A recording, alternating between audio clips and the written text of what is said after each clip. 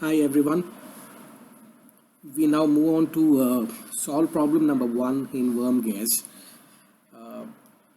So let's look into the problem statement. Okay, so this is a problem that we are going to solve in this video. Design a worm gear to transmit 2 kilowatt power at 1200 rpm. The speed ratio is 30 and the center distance is 160 mm.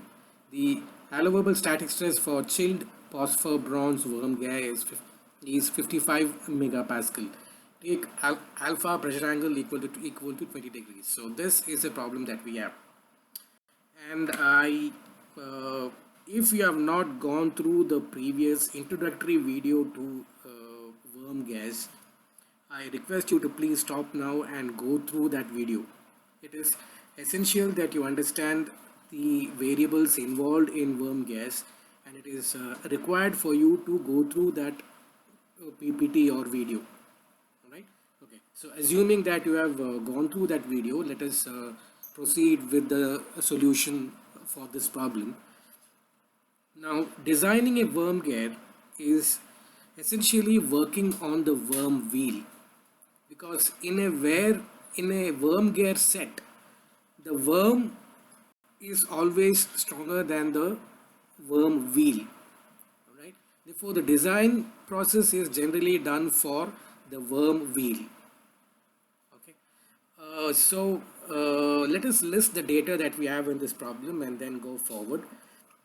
Power that needs to be transmitted through this worm set is 2 kilowatt. Speed of the driving element, which in a worm gear is usually the worm. Okay, therefore worm speed is 1200 rpm. Okay, the speed ratio is given as 30. That means that the velocity reduction expected is 30. Alright, therefore n2 will be n1 by 30. Okay, so you can see that the velocity reduction values have gone up. This is the advantage of using worm gas. We can achieve significant reduction in speed using a worm gear. Okay. The other data that we have is the center distance is given as 160 millimeters. Okay. And then they have mentioned that the allowable static stress for chilled phosphor bronze worm gear is 55 megapascal. And since as I mentioned below, the focus will be on designing the weaker member, which is the worm wheel, we assume that the allowable static stress for chilled phosphor bronze worm wheel is 55 megapascal. Okay, and the pressure angle is 20 degrees. The standard tooth form is 20 degrees. Alright, so this is a problem that we have, and they have asked us to design the worm gear set. Okay, so let's look into the problem now. Look into the solution now in the next slide. Okay, so as usual, let us determine the unknown parameters first. Okay, let us begin by deciding the speed of the gear wheel, which we do not know. The problem states that gear ratio is 30, speed of the worm is 1200. Therefore, using the velocity ratio, we will get the speed of the worm wheel as 40 rpm. Right? Therefore, you can pause here and look at the speed reduction. From 1200 rpm of the wheel, we are expected to bring down the speed to 40 rpm. Alright, therefore there is a significant drop in speed, which is why we make use of worm gears. Alright, okay. Now moving on, since in this problem they have specified the center distance. Okay, since they have specified the center distance, we will now go ahead and calculate the pitch diameters of both worm and worm wheel. Right? For this, we make use of like equation 12.51a, which will give you the pitch circle diameter of the worm. The formula is a to the power of 0.875 divided by 1.466. This formula is to be used when you know the center distance. Okay, so substituting, you will get the pitch circle diameter of the worm as 57.87 millimeters. All right, and since we know center distance as the average of both D1 and D2, we can find out D2 as well. Okay, and we get D2 as 262.13 millimeters. Alright, so we have now got the pitch diameters. Alright, now next we will look into an important parameter known as number of starts. Alright, with other gears, say spur gear, we would have now calculated the number of teeth Z1 and Z2, isn't it? Right, so similarly for worm and worm wheel, we need to find out Z1 and Z2. Now in the introductory video I have told you that Z1 in case of worm is the number of starts of the thread. Alright, since worm is a screw thread, Z1 is not number of teeth as such, it is number of starts to the thread. Alright, so let's determine that. Now from table 12.28b, for the desired speed reduction or for the desired velocity ratio, we will get the number of starts. Okay, so for I equal to 30 from table 12.28b, we get number of starts as equal to 1. Alright, therefore we can say that Z1 equal to 1. Okay, now knowing Z1 and I, you can calculate number of teeth in the worm wheel. Right, which will be I into Z1, 30 into 1, which is 30. Therefore, the worm wheel will have 30 teeth. Worm will have one single start thread. Alright, okay. So next, let's go ahead and determine the module now. Okay. Now, for the previous gears that you would have designed, we make use of the tangential tooth load formulas, both power equation and Lewis equation, and then like arrive at a module. However, here there is a slight change, okay, because you are engaging a screw and a gear wheel. All right. Therefore, let us see how do we determine module for worm gears. Okay. Now, in worm, we know that axial pitch, that is the distance between two successive points on the screw thread, is equal to circular pitch of the worm wheel. Right? For a worm set to work, the axial pitch of the worm should be equal to the circular pitch of the worm wheel. Okay. Now this I have spoken about in the introductory video. Okay. Therefore, you can say that PC, which is axial pitch of the worm, is equal to circular pitch of the worm wheel. Right? Now, circular pitch we know is pi times module. I denote M2 as module of the worm wheel because we are designing for the worm wheel, which is the weaker member usually, right? Okay, now we have already determined D2, okay, as 262.13 millimeters. Now we know that pitch circle diameter is module times the number of teeth, standard definition of module. Okay, using this formula, you can calculate module of the worm wheel as 8.73 millimeters. Right, now let's pause here and take a look at this. Now you have obtained module of the worm wheel as 8.73 millimeters. Now usually what will we do? We will pick the higher value and go ahead and find the other parameters. But here, right, it is possible for us to narrow down module to 8 mm because if you look at table number, please hold on for a second. If you will look at table number 12.29, right? If you will look at table 12.29, the module after 8 is 10. All right. Therefore, there is a jump of 8 to 10. Which is a significant increase, right? Therefore, it is possible for us to narrow it down to 8 mm itself. But then if you are choosing the lower value, if you are going to settle for 8 mm, then you will have to go back. You will have to go back and change D2 and D1 again. Okay? Unless you make that change, you will not be able to use module equal to 8 mm. Okay? Therefore, I will go back now and calculate the new pitch circle diameter of the worm wheel using 8 as the module. Therefore, it will become 8 into 30, 240 mm. Alright. Similarly, using center distance formula, you can calculate the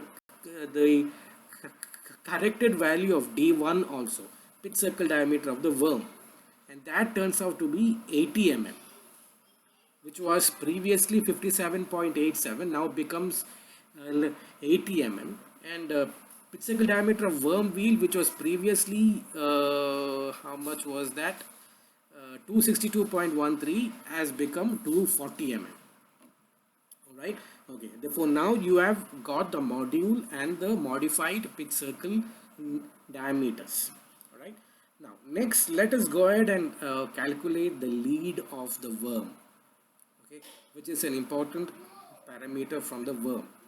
Right, what is lead? Lead is the axial distance moved when you turn the worm by one full rotation. Okay, now lead we know is number of start into axial pitch. Right, now number of start is we have seen is equal to 1. Pitch we know is pi times module of the wheel m2. Substitute that and we will get the lead as 25.133 millimeters. Alright, so we know the lead now. Alright, so let's move on to the next slide. Okay, so next, once we know the lead, we can now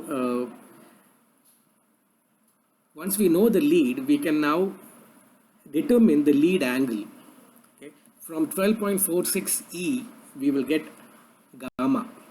All right, you can solve for gamma, and gamma, the lead angle turns to be 5.71 degrees. All right, okay. So now you have got the module and you have got the lead and the lead angle as well as the pitch circle diameters. All right.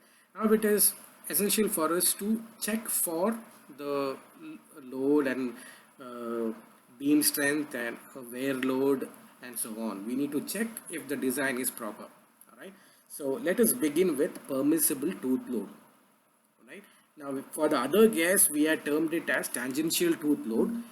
Here we will use a modified version of Lewis equation and calculate the maximum permissible value which the worm wheel tooth can take without failure.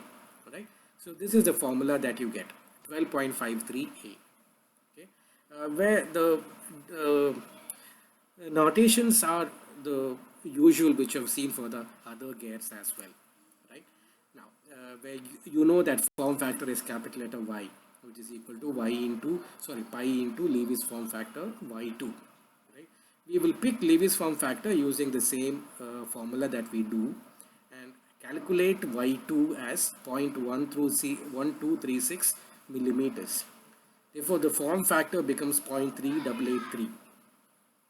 Alright, therefore in the permissible tooth load formula, you know Y, capital Y, you know, module you know. Now we need to find out the velocity factor CV, right?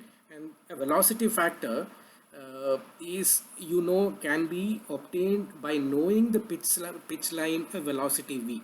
Right? Therefore, what do? You will find out V using the standard pi d2n2 by 60,000 formula, and you will get the velocity as 0.5026 meters per second. All right. Then for the velocity that we have now obtained using equation 12.53c, we know that the velocity factor can be obtained as 6.1 by 6.1 plus v. Okay. Note that this equation takes into account the velocity factor also. Just a minute, give me a second. 12.53 equation 12.53c is in equation 12.53c is in page number 233, and it states that velocity factor takes into account the dynamic load also. Right? In worm gear, we do not separately calculate dynamic load. Okay? The impact of dynamic load is felt in the velocity factor itself. Right? Okay, so now you know all the factors, substitute it in the Lewis equation. Okay, now sigma d2 we know is 55 megapascal. However, we need to find out face width B. Okay, now face width B is obtained from table 12.27, which for a worm wheel is the face width for single thread. That is, if Z1 equal to 1, we can use the following formula: face width B equal to 7.48 module plus 6.35. Okay, now module is equal to 8. Substitute that and you will get face width as 66.19. Alright, now you know all the factors, substitute it back into the tangential tooth load formula, solve it, and you will get a tangential tooth load as 10,448.10 Newton. Alright, therefore you have obtained the permissible tooth load. Alright, now to check for the design, what we will do is we will calculate the induced tooth load and check whether the induced tooth load is smaller than the permissible tooth load for the design to be safe. Alright, okay, now induced tooth load, we will calculate it based on the torque needed to rotate the worm wheel, which is given in equation 12.53d, where induced tangential load is equal to the torque. Right, now this is basically, if you will look closely at this equation, MTE is effective torque applied on the worm wheel by the worm. Okay, and we know that torque is equal to force into distance.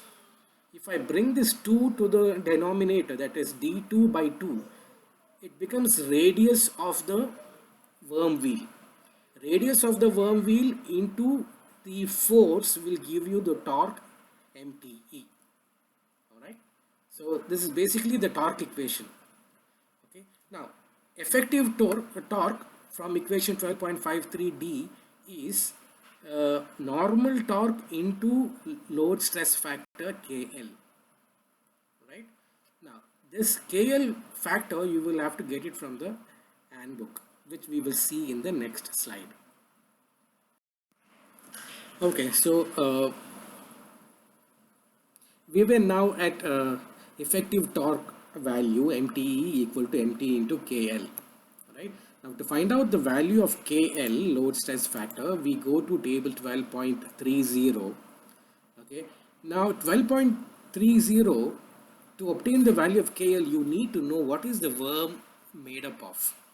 Okay, we know that the worm wheel is made up of chilled phosphor bronze. Okay, but we have to assume a material for the worm as well. Okay, remember that worm will always be the harder material. Okay, therefore we assume worm to be made up of hardened steel, which is an option in table 12.30. And for chilled bronze, we get load factor KL as equal to 0.824. Alright, so you know the value of KL. Now to find out effective torque, you need to find out the torque value, MT. Right, and what is torque? Torque is equal to torque we can calculate it by knowing the power that needs to be transmitted. We know that this problem statement requires a power of 2 kilowatt to be transmitted. Alright, therefore we will calculate MT as using the standard formula for torque, which is essentially 2 pi nt by our power is equal to 2 pi nt by 60 into 1000, isn't it? Now that 2 pi nt in 2 pi nt divided by 60 into 1000, if I rewrite it for t, That is, if I rewrite it for the torque mt, it becomes 9.55 into 10 power 6 times power divided by speed of the worm wheel m2. Right now, this equation is there in 3.3a. You would have already studied this while we designed shafts in the previous semester. All right. Now, substitute the value, and you will get normal torque as 477,500. All right. 477.500 into 10 power 3 Newton mm. This is the torque. Right. Now multiply it with the load stress factor KL 0.824 and we get the effective torque, 393.46 into 10 power 3 Newton mm. Alright. Now by knowing MTE, we can now calculate the induced load, 2 MTE by day 2. Substitute that and we'll get 3278.83 in Newton is the induced force on the tooth. All right. Therefore, now if you will check this induced load with the permissible load, we can see that induced load is significantly lower than the permissible load value. Okay. In the previous slide, you had like equation 2. Okay. Therefore, we can say that the design is safe. All right. Okay. Now we can also check for beam strength, which is another option that you have. All right. Now, if you look at equation 12.54, it gives us the dynamic strength, which is basically beam strength. Okay. And you will have a similar formula to that of the Lewis equation that you see, except for CV. All right. Now, let us calculate this dynamic strength. If we substitute all the values that we know, we will get 11,308.69 Newton. Right? Now, how do we calculate factor of safety? Factor of safety will be the maximum beam strength divided by the induced force, isn't it? Right? Or effective force. Okay. Now, we now have to calculate like effective force. And effective force, we normally calculate it as induced force by CV, right? Because CS was usually multiplied during the power equation. But in this problem, we have not calculated FT2 using power equation, right? Therefore, we have not multiplied it with CS. Therefore, it is essential that at this stage, we multiply it with CS and then obtain the effective load value. Okay. Now, service factor CS can be obtained for worm gear specifically from table 12.31. Remember, this is not the same table as that of the table from which we picked CS for the other gears. For worm gears, the severity factor is different. Okay, the service factor is obtained from table 12.31. Okay, now in this case, I assume medium shock and 8 to 10 hours per day service, and CS is 1.870. Therefore, effective force will now become 1.8750 into induced load divided by CV, and you get 6,654.19 Newton. All right. Therefore, you know at dynamic strength and you know the effective force. Take the ratio and you get factor of safety. Right. And in this case, factor of safety turns out to be 1.67, significantly greater than 1. Therefore, we can say that the design is safe. All right. Therefore, you have checked for induced load, you have checked for beam strength. Let us go ahead and check for wear strength in the next slide. Right. So now let's check for the wear load. We know that the wear load equation for worm gear is given in equation 12.62a, where D2 is diameter, pit circle diameter of the worm wheel, because we are designing for the worm wheel. B is the face width, and K is the load stress factor, which we have already determined using table 12.30. K we have already obtained from table 12.30, load stress factor. We had determined it as KL. and we have got a value of 0.824 for hardened steel and chilled bronze. Hardened steel worm and chilled bronze worm wheel for a velocity of 0.5026 meter per second of the worm wheel. Right now, this we already have it with us. Substitute it into the wear equation, and we get the wear load as 13,089.73 Newton. Okay, so since we know the wear load, we can go ahead and calculate the factor of safety for wear failure. Okay, and similar to a bending failure factor of safety, the factor of safety for wear will also be wear load by effective load, which turns out to be 1.97, greater than 1, and therefore the design is safe. Alright, so we have checked for both beam failure as well as wear failure. Next important factor in the design of a worm gear is the efficiency of the worm gear set. Why is efficiency important? Because of the significant velocity reduction involved. There is a lot of power lost as heat. Therefore, it is important to know the efficiency of a worm gear set. The formula for worm gear is given in 12.57 in our handbook. We can use that and solve for efficiency. There are two parameters we need to know here. One is the friction coefficient mu, which we need to determine before. Right now, the coefficient of friction is given by the formula 0.025 plus 3.281 divided by 1000 VR, where VR is rubbing or sliding a velocity. Okay. Now there is one more formula above this this formula which we are using, which was for velocity smaller than 2.7 meters per second. But in this problem which we are solving, the velocity of the worm is greater than 2.75. All right, because we are now checking for the speed of the worm. Right, and speed of the worm can be obtained. Sorry, there is a mistake here. This is not VR; it is V1.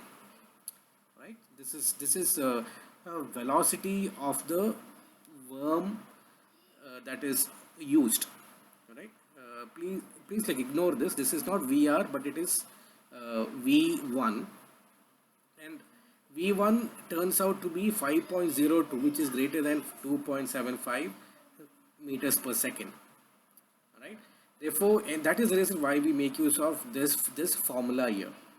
Right, now we can calculate the rubbing velocity VR using a second equation, which is very similar to the V1 equation, but you need to take into account the lead angle also. Right, and that comes to 5.05 meters per second. Substitute it and you will get coefficient of friction as 0.0416. Alright, now this formula here is only to show you that the velocity is greater than 2.75 meters per second, and this is the velocity of the worm. This should be V1. Okay, alright. So substituting it into the efficiency formula, we get efficiency of this particular gear set as 69%. Alright, so you can see that there is a considerable loss due to heat generation. Alright, now let us now go ahead. In the next step, we will determine if artificial cooling is necessary for the gear set or not. Alright, because we have already spoken about how, because of the significant drop in speed, a large amount of heat will be generated in the worm gear set, and we need to decide if that worm gear set needs to be provided with artificial cooling. And how do we know if artificial cooling is necessary or not? That is by checking if the heat dissipated is greater than heat generated is greater than heat dissipated or not. Right? That we will see it in the next slide. Let us begin by calculating the heat generated. Okay. Now, heat generated in a worm gear set is given in formula 12.63, and heat generated is calculated with respect to the normal force, that is normal force to the tooth surface, which we can obtain it from equation 12.56i. Alright, so using this formula we will find out Fn, and then we will find out the heat generated, which we will see in the next slide.